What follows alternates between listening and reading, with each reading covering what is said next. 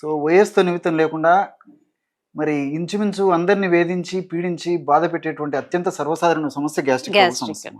ఈ gastric trouble సమస్య గురించి వేలాది సంవత్సరాల క్రితమే మన మహర్షులు వారి ఆయుర్వేద వైద్య గ్రంథాల్లో అజీర్ణ వ్యాధిని సూచించడం జరిగిందమ్మా. సర్వేషు రోగేషు అజీర్ణం కారణం శృతం అని చెప్పడం జరిగింది. అంటే అన్ని వ్యాధులకు కూడా అజీర్ణం. ఈ రోజు ఆధునిక వైద్యంలో ఏదైతే గ్యాస్ట్రిక్ ట్రబుల్ అనే సమస్య చెప్తున్నారో ఆ సమస్యకి కారణభూతమైనటువంటిది అజీర్ణం. గ్యాస్ట్రిక్ ట్రబుల్ సమస్యకి కారణభూతమైనదంతా ఈ అజీర్ణమమ్మా. సో ఈ కాలంలో గ్యాస్ట్రిక్ ట్రబుల్ అని చెప్తున్నారు, పూర్వకాలము అజీర్ణం అని చెప్పండి.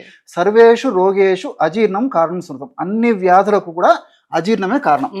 ఎప్పుడైతే ఆ యొక్క అజీర్ణాన్ని మనం మన దేహం నుంచి బయట తొలగించగలమో అప్పుడు మనకు వ్యాధులు రాకుండా ఉంటాయి, వచ్చినటువంటి వ్యాధులు కూడా త్వరగా తగ్గిపోతాయి. ఈ గ్యాస్ట్రిక్ ట్రబుల్ సమస్య అనేసరికి విభిన్న లక్షణాలు వస్తుంటాయి. కొంతమందికి కడుపు ఉబ్బరంగా ఉంటుంది, కొంతమందికి కడుపు నొప్పిగా ఉంటుంది, కొంతమందికి వాంతి వచ్చినట్టు ఉంటుంది, కొంతమందికి విరేచనం సరిగా కాకుండా ఉంటుంది, కొంతమందికి 2-3 సార్లు విరేచనాలు అవుతుంటాయి, కొంతమందికి నోట్లో నీళ్లు ఊరుతుంటాయి, కొంతమందికి ఒక్కోసారి వాంతి అయిపోతుంది.